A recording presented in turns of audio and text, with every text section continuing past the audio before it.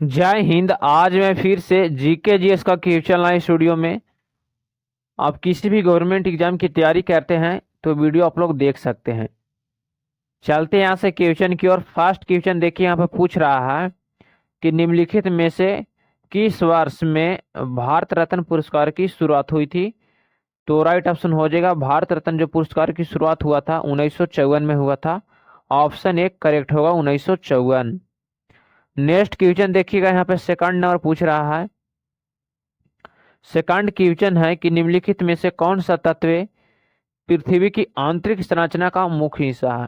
तो कौन सा तत्व है जो पृथ्वी की आंतरिक संरचना का मुख्य हिस्सा है। तो राइट ऑप्शन हो जाएगा लोहा।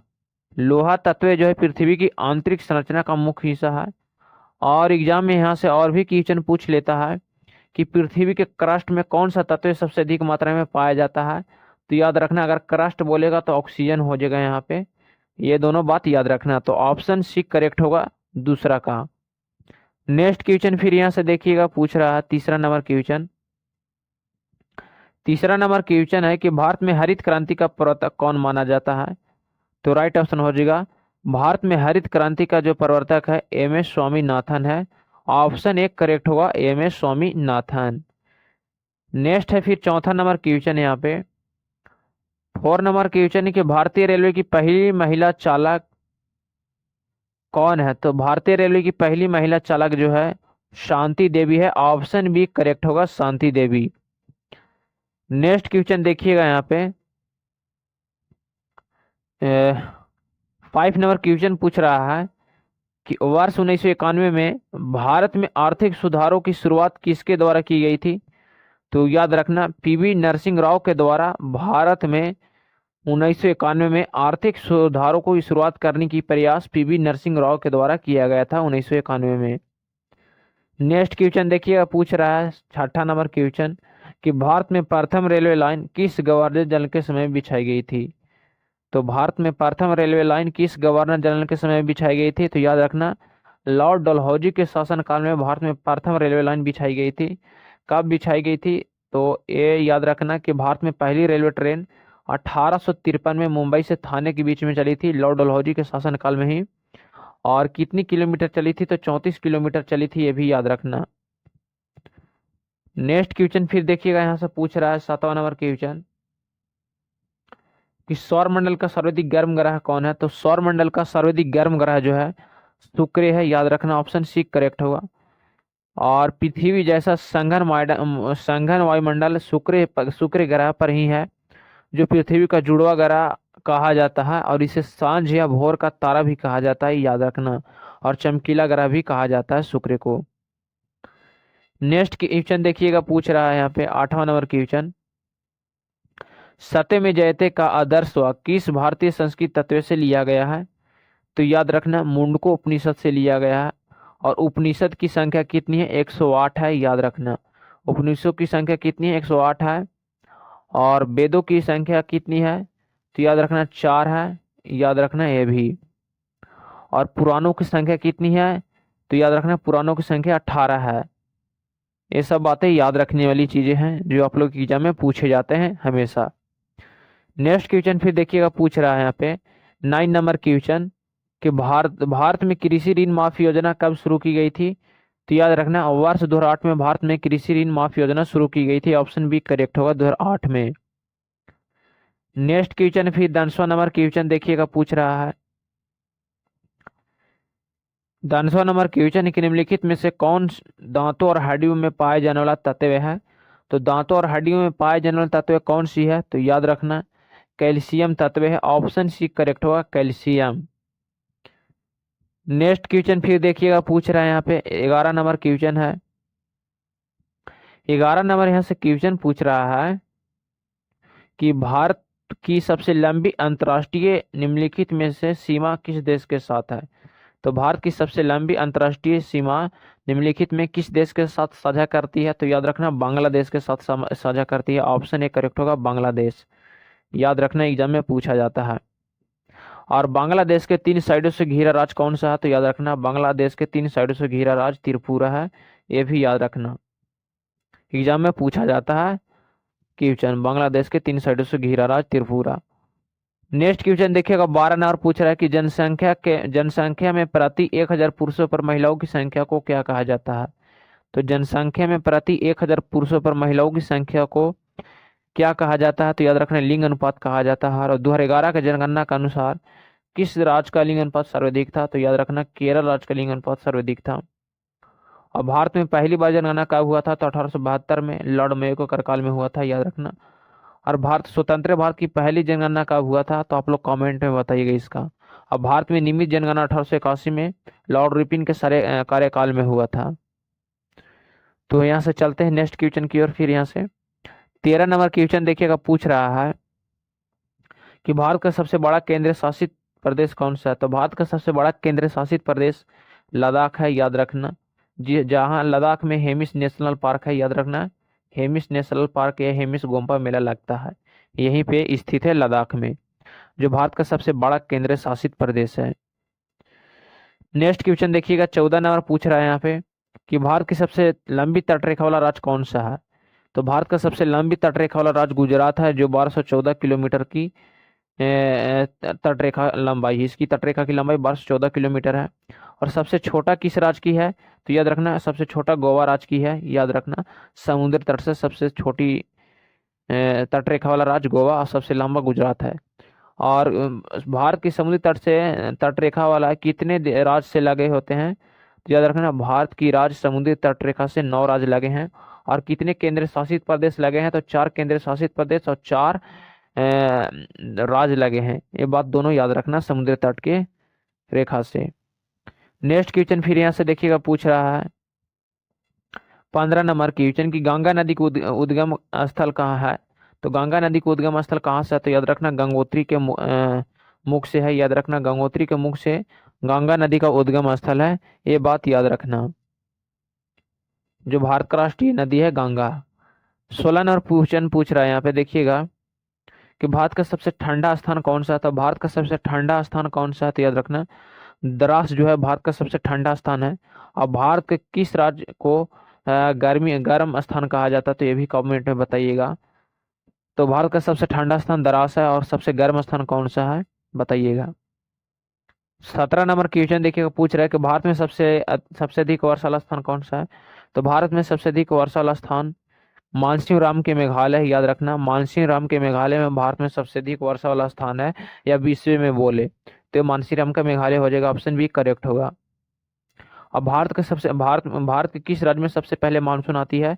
तो भारत के किस राज्य में सबसे पहले मानसून आती है। तो केरल राज्य में आती है, ये भी बात याद रखना। केरल, जहाँ लिंग अनुपात सर्वाधिक था। मसालों का बगीचा भी कहा जाता है केरल को।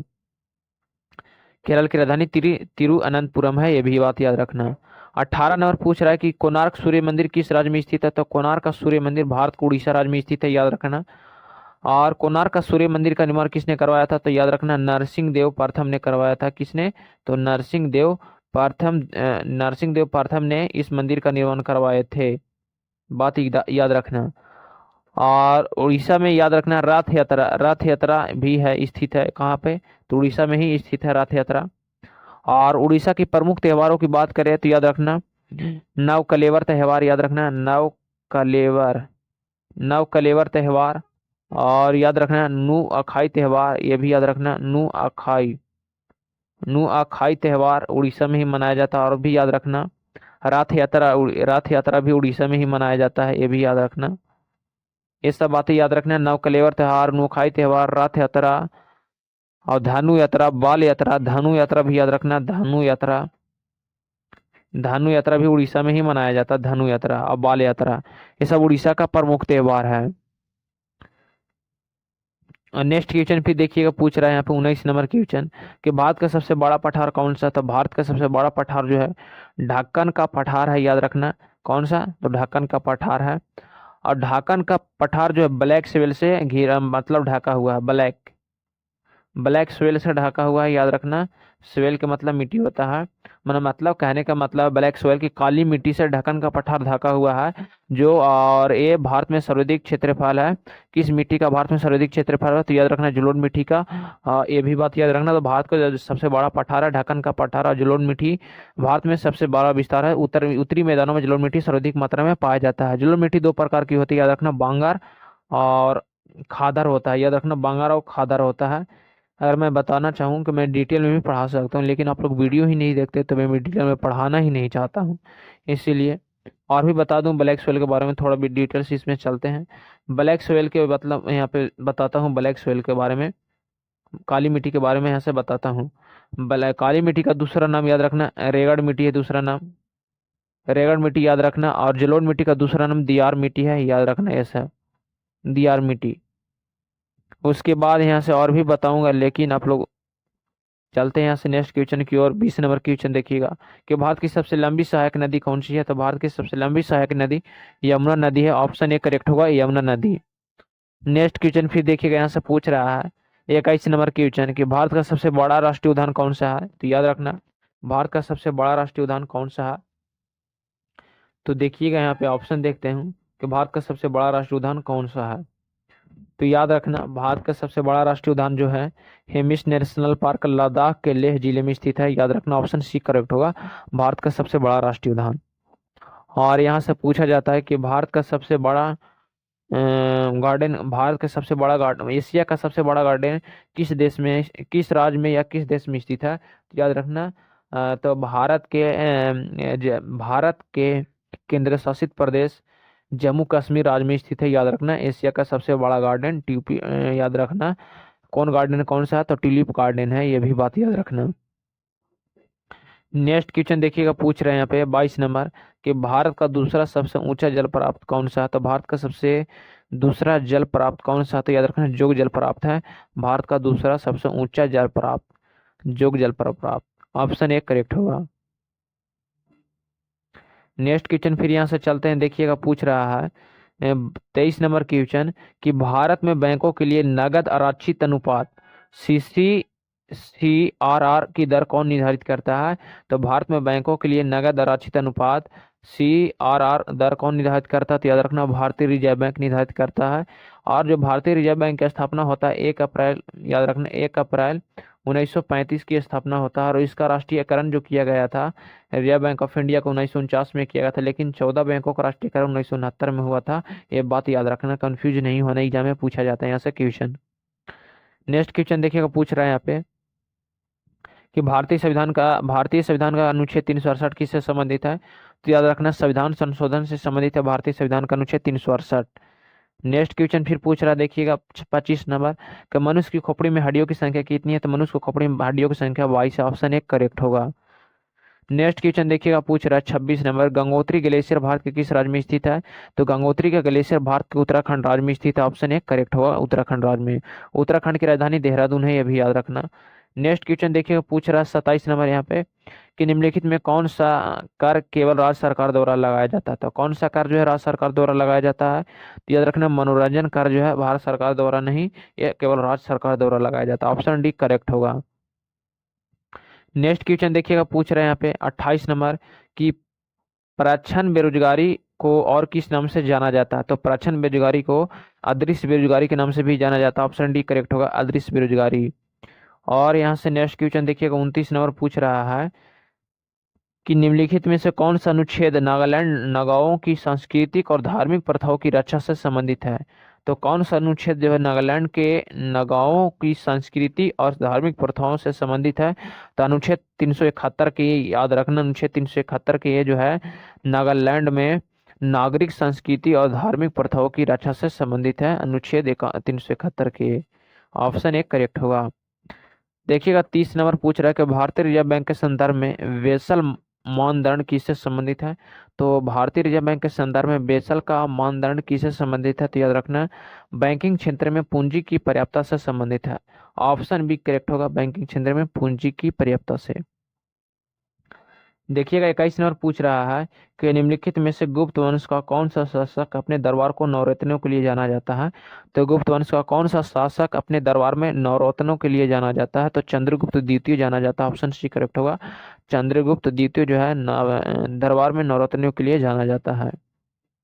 तो जय हिंद दोस्त, आज का वीडियो में इतना ही। अगर वीडियो पसंद है चैनल को सब्सक्राइब कीजिएगा।